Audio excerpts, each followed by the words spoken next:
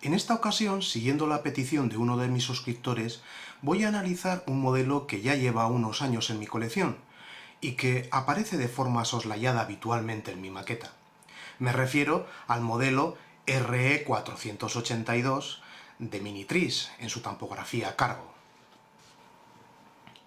Suele aparecer tirando de un conjunto de 6 vagones de mercancías, 2 bobineros de Fleischmann con su misma tampografía que le vienen al pelo, 2 bobineros de MF Train y como final un conjunto de 2 coches con luz digitalizados, lo que también permite abrir y cerrar sus puertas desde la central. En mi caso se trata de una composición un tanto peculiar, ya que no está en perfecto estado de revista. A la loco, desde que la adquirí por correo, le falla la iluminación en uno de los sentidos de la marcha. Salvando los bobineros cargo, los MF Trains se desacoplaban al transcurrir por mi maqueta. Les apliqué un punto de cola flexible, del que utilizo para pegar las figuritas, que permite cambiarlas de lugar. Bien para las figuritas, pero para los vagones después resulta un tanto dificultoso separarlos, tendiendo a desencajarse el armazón de los couplers, lo que puede provocar que el muelle de los mismos salga disparado, vete tú a saber dónde.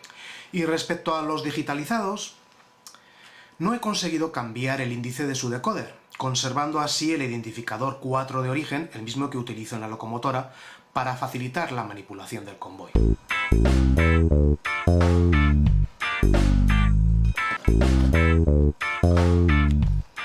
Particularmente es un modelo que me gusta especialmente debido a su colorida tampografía y esas grandes letras. Estuve tras él durante algún tiempo, y aunque también existía en otras marcas, opté por esta cuando bajó algo del precio de salida. Se trata de un modelo bien terminado, con bastante detalle en su parte superior, sencillo en el resto, pero en conjunto alegre y destaca en la maqueta, como ya habéis apreciado.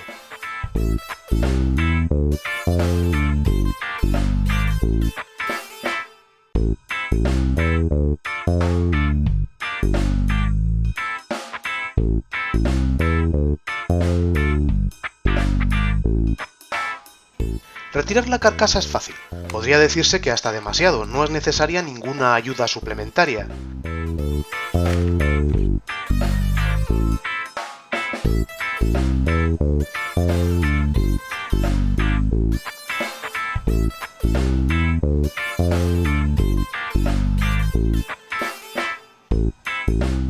Y sustituir el falso decoder no supone ninguna dificultad.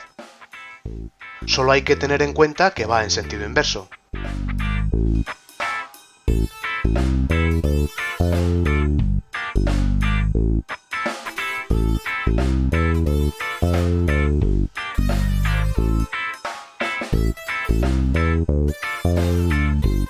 Llegar al motor requiere retirar la placa, lo que deja al descubierto 2 grandes volantes de inercia y un par de prisioneros que lo sujetan al chasis para conseguir un correcto contacto entre los sinfín y los engranajes tractores de los bogies.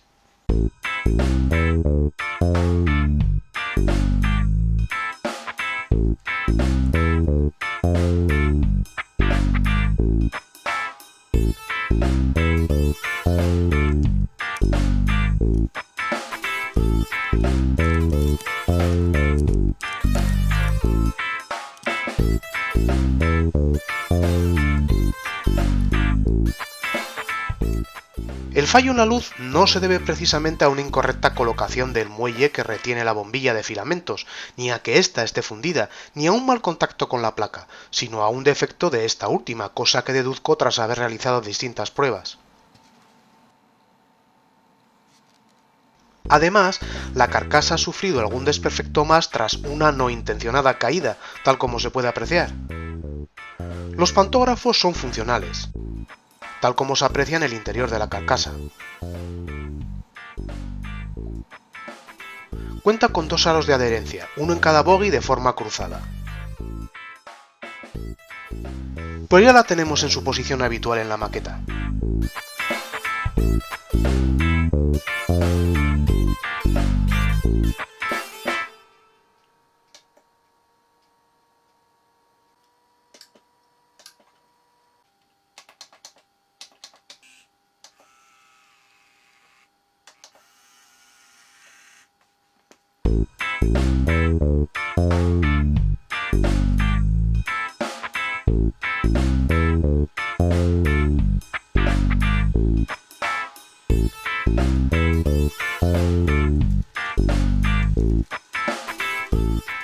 En rodadura, su comportamiento es silencioso y responde de forma adecuada a las exigencias del piloto, aunque la tensión del coupler en ocasiones crea un descarrilamiento del coche del que tira. Lástima también el fallo en la luz delantera.